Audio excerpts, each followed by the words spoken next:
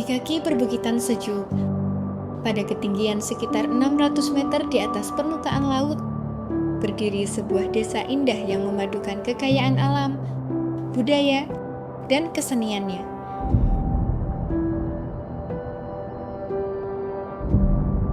Inilah Desa Ketanggi. Desa yang terletak di Kecamatan Suruh, Kabupaten Semarang, Provinsi Jawa Tengah ini memiliki luas wilayah sekitar 1,55 km persegi atau 155,170 hektar. Desa Ketanggi berbatasan langsung dengan Desa Reksosari dan Medayu di sebelah utara, Desa Koripan di sebelah selatan, Desa Purworejo di sebelah barat, dan Desa Ngasinan di sebelah timurnya. Desa ini terdiri dari 4 RW, 13 RT, dan 3 dusun, yakni terdiri dari Dusun Kerajaan, Dusun Jetis, dan Dusun Ngemplak. Desa Ketanggi dihuni sekitar 2.272 jiwa yang terdiri dari 1.154 laki-laki dan 1.118 perempuan. Mata pencaharian utama masyarakat Desa Ketanggi adalah sebagai petani, peternak, dan karyawan swasta. Seluruh penduduk Desa Ketanggi beragama Islam, menjadikan desa ini sangat kental dengan suasana religius dan tradisi keislaman. Menelusuri jejak sejarah Desa Ketanggi membawa kita pada masa ketika wilayah ini masih termasuk dalam kawasan alas Ketonggo. Diperkuat peran para sesepuh dari Kerajaan Mataram, terbentuklah sebuah desa dengan tradisi dan kehidupan yang kita kenal sekarang. Di Ketanggi itu dulu masih alas Wono, ya, yang dikenal dengan nama Alas Ketonggo. Alas Ketonggo itu wilayahnya kalau Tinggir, mulai dari Tinggir sampai di Wonosegoro. Termasuk desa ini dulu itu ya wilayahnya Alas Ketonggo. Alas Ketonggo. Di saat pemerintahan Mataram Islam, gitu, Islam itu saat yang menjabat menjadi raja adalah Amangkurat Agung atau Amangkurat I. Beliau itu punya istri juga yang tercatat. Kalau yang tidak tercatat mestinya ya lebih dari 2 yang dimasukkan dalam buku silsilah kerajaan ini adalah yang satu garwonya Garwo Paneswari dengan Raden Ayu Tegal Arum. Raden Ayu Tegal Arum itu menurunkan anak yang bernama Amangkurat II. Kalau Amangkurat Agung itu kan Amangkurat I. Kalau anaknya itu adalah Amangkurat Emas, Amangkurat Ampral itu. Terus yang dengan garwo Ratu Wetan, Raden Ayu Kencana, itu yang tertulis dalam silsilah itu anaknya 2, yaitu Pangeran Puger dan Raden Ayu Setyowati. Sebetulnya ya masih mungkin ada anak yang tercatat atau anak yang tidak tercatat. Anak yang tidak tercatat ya mestinya banyak lagi. Gitu. Asal mula Desa Ketanggi itu yaitu asal mulanya dari putranya Kanjeng Amangkurat Agung atau Amangkurat I, yaitu yang dengan garwo Ratu Wetan Raden Ayu Kencana itu punya anak satu Pangeran Puger Pakubono, yang kedua-duanya Raden Ayu Setyowati. Sebetulnya masih ada saudaranya itu, yaitu Raden Tumenggung Wirya Sandoyo, tapi mangkatnya Tumenggung. Kalau Tumenggung ini sekarang bupati, kalau adipati sekarang gubernur. Mbah Raden Ayu Setyawati itu atau Raden Ayu Kleting Runing itu datang di tempat ini, desa ini pada tahun 1707.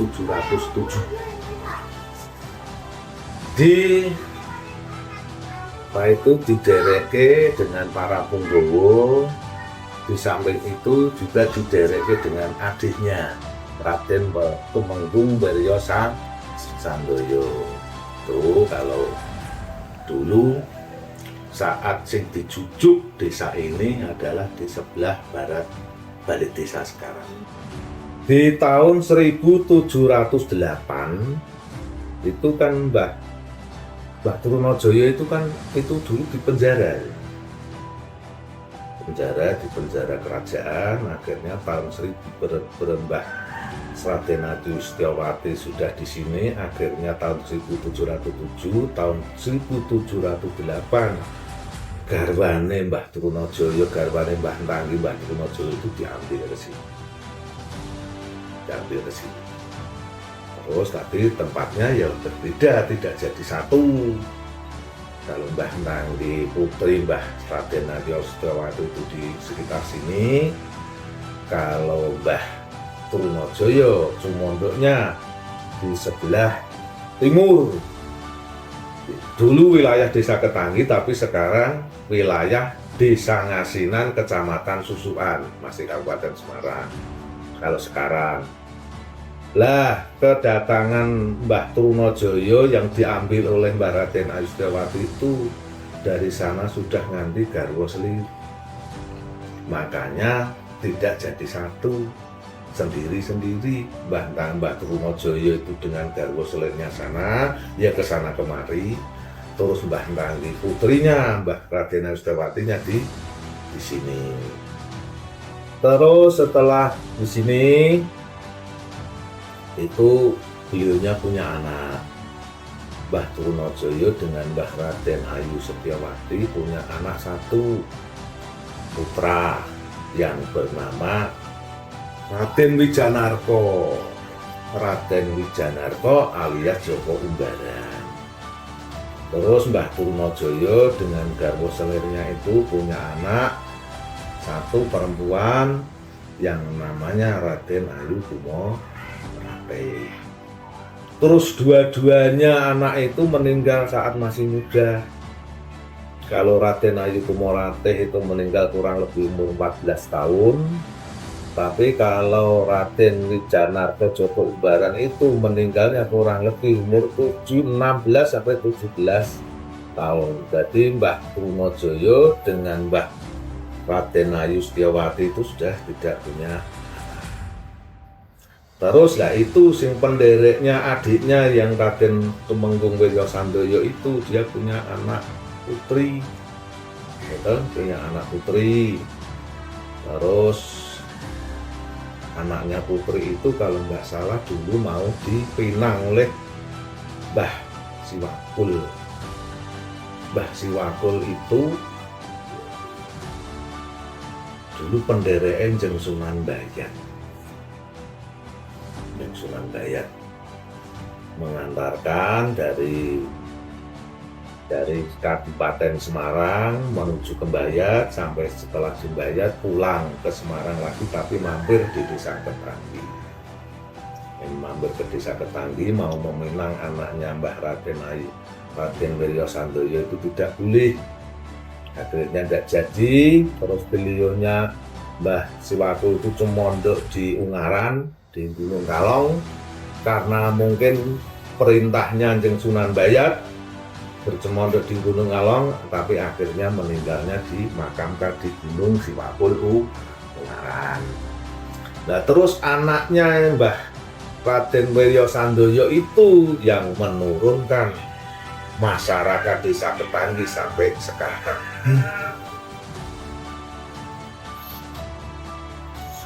Karena Mbah Raden Ayu Setyawati, Mbah Trunojoyo sudah tidak punya keturunan. Terus Mbah Raden Trunojoyo itu meninggal di tahun 1715. dan dimakamkan di Dusun Karangtalun.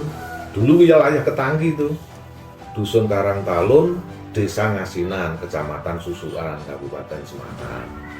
Ya berhubung Mbah Purnojoyo wafat, akhirnya Mbah Darbone yang Selir itu kan sendirian, itu bunuh diri, akhirnya sekaligus dimakamkan di situ juga. Jadi Mbah Purnojoyo meninggal tahun 1754. Lah Mbah Raden Ayu Setyawati itu beliau wafatnya tahun 1758,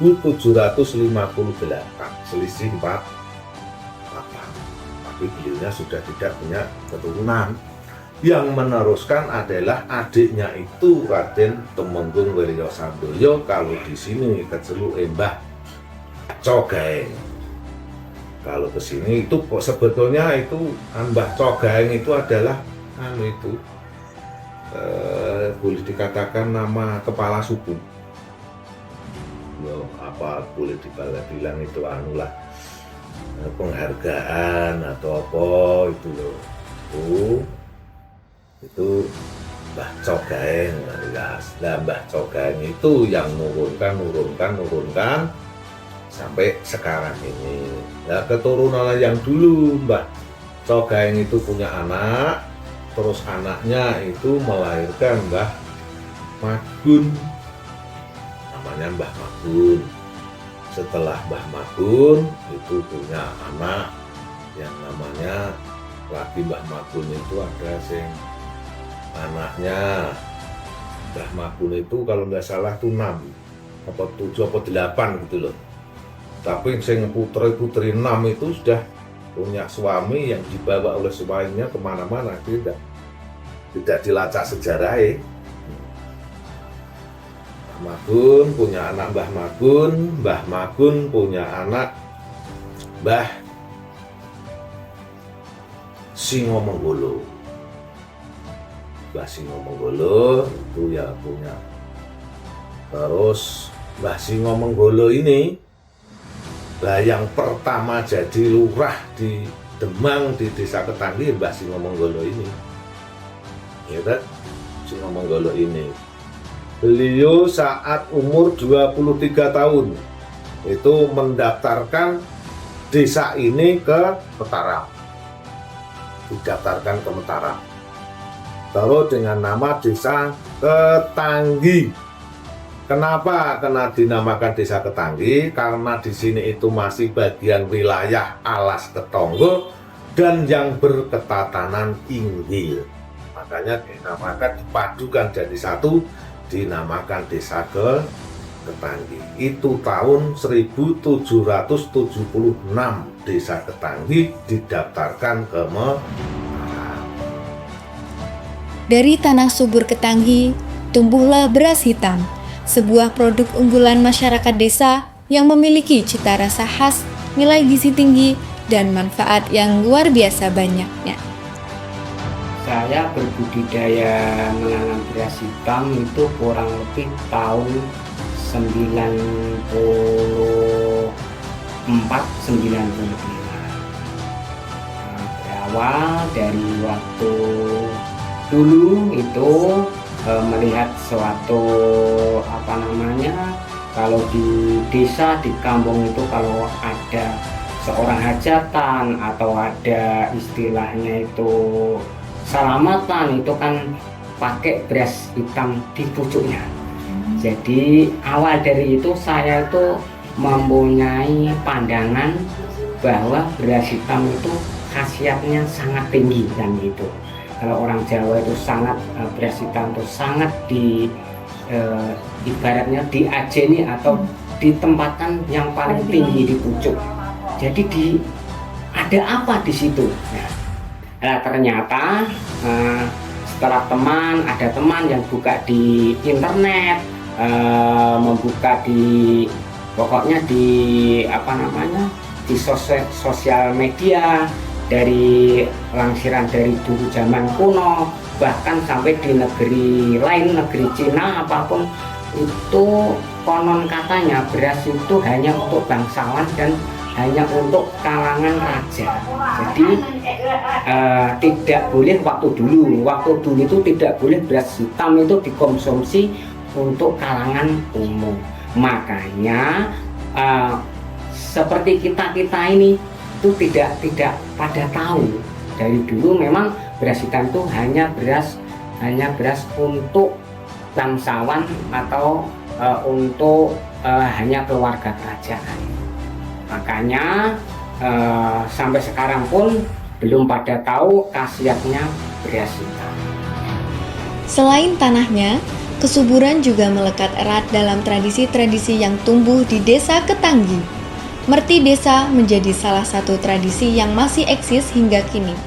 Nah, itu awalnya juga dari petani. Biasanya sekitar Agustus, itu kan Desa Ketanggi kan panen raya. Nah, itu sebagai wujud rasa syukur para petani khususnya, makanya itu bawa hasil pertanian kita makan bareng-bareng di pusat desa, yaitu di kantor desa. Nah, itulah nanti yang dinamakan Merti Desa, sekali memperingati hari jadi Desa Ketanggi. Gitu. Selain Merti Desa, tradisi sholat rahmat juga masih berjalan hingga kini. Sholat rahmat atau sholat Lianisil Kobri merupakan sholat sunnah yang dilakukan pada malam pertama setelah meninggalnya seseorang dengan harapan mendapat keringanan di alam kubur. Mengenai asal muasal sholat rahmat yang sampai sekarang alhamdulillah berlangsung di Desa Ketanggi, yaitu sejak tahun kira-kira tahun 1985,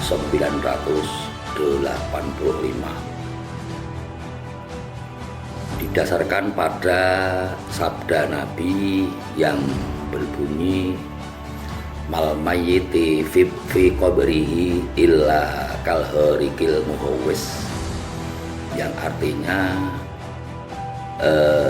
orang yang meninggal dunia itu bisa diibaratkan seperti orang yang baru tenggelam di tengah lautan. Kondisi orang yang tenggelam itu memanggil-manggil, barangkali ada orang yang ada di sekitarnya untuk menolong, karena merasakan dirinya yang sedang mengalami kesusahan ketika awal menghuni alam barzah atau alam kubur.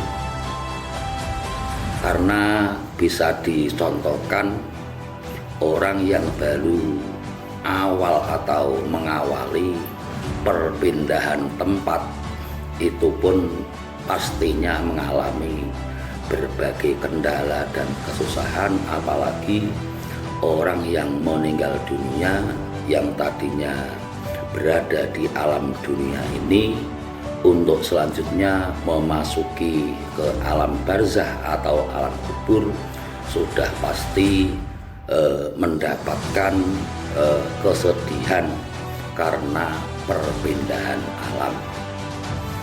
Berdasarkan hadis dari Rasul tadi dan berdasarkan dari fatwa alim ulama salafus salihin, akhirnya warga muslim di Desa Ketanggi itu mengadakan atau memintakan maghfirah atau pengampunan kepada orang yang meninggal dunia dengan cara melaksanakan sholat anisil qabri atau sholat rahmat. Tak cukup dalam tradisi, kesenian tradisional pun turut berkembang di Desa Ketanggi, tumbuh dalam tiap denyut kehidupan masyarakat, baik dalam kegiatan sosial, hari perayaan, bahkan menyatu dalam tradisi-tradisi keagamaan. ada kesenian drumblek dengan tabuhan ritmis dan semangat kebersamaan yang mampu menciptakan suasana meriah di setiap penampilannya. Kalau di sini tuh dulunya kita itu sering lihat festival-festival di Salatiga. Kan bisa katanya kan setiap tahunnya ada karnaval. Kita itu cari referensi di Salatiga yang maksudnya yang meriah, yang bisa bikin RT-nya menang itu apa gitu. Terus kita lihat kok ada drumblek, terus kita kalau bahasa sekarang FOMO lah ibaratnya. Kita lihat, terus kita mainin setiap tahun gitu. Lama-lama grup drumblek di Salatiga itu banyak. Terus ada salah satu kampung Salatiga itu namanya Atletik Dreamland kayaknya. Itu bikin lomba, penontonnya banyak banget. Kita ke-trigger kok kita bisa loh kayak gini. Kita tiap tahun udah ngelakuin loh kayak gini, terus terbentuklah drumblek Sparta itu. Ya, dan ikut-ikut event besar kayak ya maksudnya event besar dari kota, dari kabupaten kita ikut. Ada kesenian angklung yang memadukan irama angklung dengan alat musik lain seperti kendang, bass, gitar, dan gamelan menjadi alunan harmoni khas Ketanggi. Oke, sejarah berdirinya angklung di Desa Ketanggi ini berawal dari inisiatif warga masyarakat, terutama para anak-anak muda yang didorong oleh sebuah desa ingin punya sebuah grup musik yang unik. Angklung ini dibilang unik karena apa? Karena memang angklung ini spesial, tidak semua orang bisa memainkan angklung, sehingga sebuah tantangan buat kita karena dengan adanya angklung akan menambah potensi budaya kesenian Desa Ketanggi. Terus sejarah berdirinya itu berdiri pada bulan Desember awal tahun 2022. Setelah itu tahun baru 2023 itu awal perdana kita main untuk memeriahkan tahun baru tahun 2023. Nah, nama angklung Langgeng Kusuma ini kita pilih melalui musyawarah daripada personel anggota grup angklung ini. Pada saat itu kita mengadakan selamatan, tumpengan, mohon kepada Yang Maha Kuasa Allah Subhanahu wa Ta'ala, mudah-mudahan grup angklung ini bisa bermanfaat untuk masyarakat, menghibur masyarakat, menyenangkan masyarakat melalui musik yang unik yaitu angklung. Nah, setelah itu berkembang, kita terus banyak yang ngejob untuk acara-acara resepsi, acara-acara hitanan, acara-acara ulang tahun, open house, karnaval. Nah, itu perjalanan kita. Ada kesenian rodat yang memadukan gerakan tari dengan syair Islami. Sejarah di berdirinya rodat Desa Ketanggi itu mulai tanggal 5 Agustus 2025 terkait dengan adanya kebutuhan karnaval Agustus yang akan dilaksanakan tanggal 31 Agustus ini, dan sekaligus diberi nama Sakmadyo. Rodat Sakmadyo. Kemudian untuk melestarikan kesenian yang berbau religius dan budaya di desa kami, Desa Cetis Ketanggi. Ya, tujuan untuk merekrut para remaja untuk peduli dengan adanya kesenian yang berbau religi dan mengandung budaya setempat. Dan yang tak kalah menariknya, kesenian wayang tumbuh menjadi bahan hiburan dan refleksi masyarakat. Lewat filosofi dan pesan moral ceritanya, ragam kesenian itu membentuk wajah budaya Desa Ketanggi. Bukan sebagai warisan masa lalu, tetapi juga identitas yang harus terus dijaga, diwariskan, dan dibanggakan oleh generasi ke generasi. Assalamualaikum warahmatullahi wabarakatuh. Salam sejahtera untuk kita semua.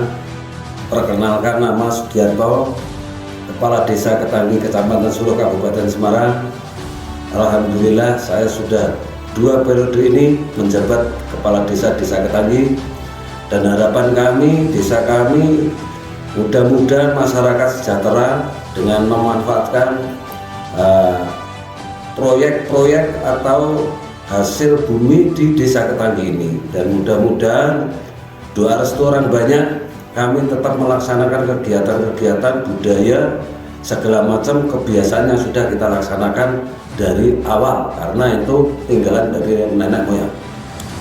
Untuk itu harapan kami, saya sebagai Kepala Desa Ketanggi mengharapkan sekali dengan potensi yang ada di Desa Ketanggi, mari kita sama-sama tingkatkan kinerja kita pada perangkat, pada masyarakat. Apalagi ini ada program dari pemerintah yang mana di desa harus punya BUMDes, dan sebentar lagi ada Koperasi Merah Putih. Itu program pemerintah yang harus kita laksanakan bersama-sama, dan ini merupakan tanggung jawab kita bersama, bukan tanggung jawab pemerintah desa saja, termasuk masyarakat wajib mengawasi dengan kegiatan itu. Terima kasih. Meski waktu kebersamaan ini terasa singkat, namun kesannya akan selalu melekat. Terima kasih Desa Ketanggi telah menjadi bagian dari cerita kami. Dadah!